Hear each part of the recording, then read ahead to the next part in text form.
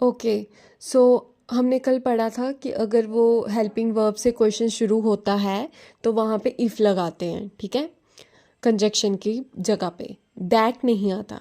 आज हम पढ़ेंगे कि अगर रिपोर्टेड स्पीच में क्वेश्चन जो है वो WH या H से शुरू हो, यानी कि जैसे वट हो गया, हु हो गया, वाई हो गया, हुज हो गया, ठीक है, हाउ हो गया, व्हेन हो गया, वेयर हो गया, इन सारी चीज़ों से अगर क्वेश्चन स्टार्ट हो रहा है तो हमने क्वेश्चन वर्ड ही रखना होता है और हम इफ़ का इस्तेमाल नहीं करते उन उन सेंटेंसेस में जहाँ पे क्वेश्चन WH या H से शुरू होता है, तो वहाँ पे हम इफ़ का इस्तेमाल नहीं करेंगे, ठीक है।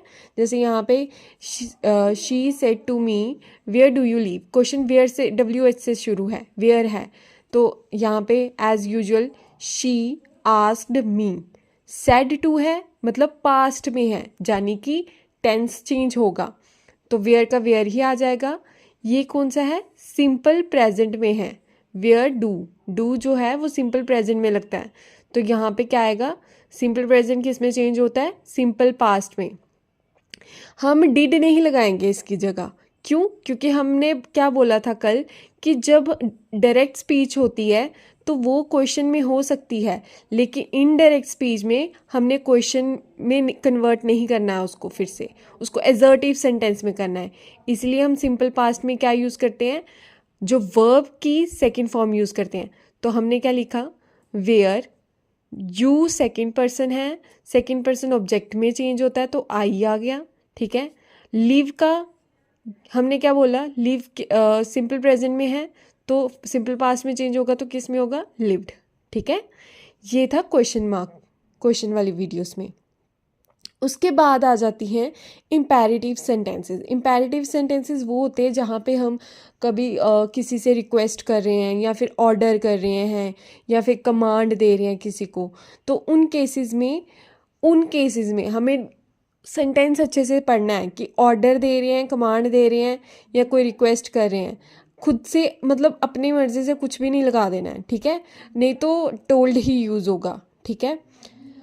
तो जैसे यहाँ पे है she said to me please help me, please है ना, यहीं से पता चल जाता है कि हम किसी से रिक्वेस्ट कर रहे हैं। और इम्पेरेटिव सेंटेंस में हम टू का इस्तेमाल करते हैं कंजक्शन में, यहाँ पे दैट का इस्तेमाल नहीं होता है, टू का इस्तेमाल होता है। तो यहाँ पे क्या आएगा, शी रिक्वेस्ट कर रहे हैं, she requested me to help me कौन सा वो है, फर्स्ट पर्सन है, फर्स्ट पर्सन किस में चेंज होगा, शी में, तो शी का क्या आएगा, हर, ठीक है। She requested me to help her, बस इनमें इम्पेरेटिव सेंटेंसेस का यही होता है। याद रखना है कि उसमें दैट का इस्तेमाल नहीं होता है, टू का ही इस्तेमाल होता है। अपनी मर्ज़ी से दैट मत लगा देना, वो गलत हो जाएगा। लास्ट आ जाता है एक्सक्लेमेटरी नरेशन। देखो, वैसे अगर नॉर्मल सेंटेंस है, ठीक है, तो वहाँ पे तो सिर्फ एक्सक्लेम्ड आएगा टोल्ड की जगह, ठीक है। लेकिन अगर कोई खुशी वाली बात है तो वहाँ पे लिखेंगे एक्सक्लेम्ड विद जॉय, और अगर कोई दुखी वाली बात है तो वहाँ पे लिखेंगे एक्सक्लेम्ड विद सॉरो, ठीक है। तो कंजक्शन इसमें दैट ही इस्तेमाल होगा। अब यहाँ पे कंफ्यूज मत हो जाना कि यहाँ हाउ है तो ये कहीं क्वेश्चन में तो नहीं है, नो, ये एक्सक्लेमेटरी में है, ये एक्सक्लेमेटरी साइन से ही पता चल जाएगा आपको। तो क्या आएगा, शी सेड पास्ट में है तो हमने हाउ वंडरफुल, मतलब खुशी वाली बात है, तो शी एक्सक्लेम्ड विद जॉय, ठीक है। दैट आया conjunction, how wonderful, it was, ये प्रेजेंट में है तो किस में चेंज होगा, पास्ट में, इट वॉज वंडरफुल, ठीक है। कोई भी सेंटेंस हो, चाहे वो इंटेरोगेटिव हो या इम्पेरेटिव सेंटेंस हो या फिर एक्सक्लेमेटरी हो, तो जो उनके जैसे हम इंटेरोगेटिव में क्वेश्चन मार्क लगाते हैं, एक्सक्लेमेटरी में एक्सक्लेमेशन मार्क लगाते हैं, तो जो हमारी जब हम इनको इनडायरेक्ट स्पीच में चेंज करते हैं ना, तो फिर वो सारे साइन नहीं आते हैं। ऐसे ही और टॉपिक्स के लिए subscribe my channel. Thank you.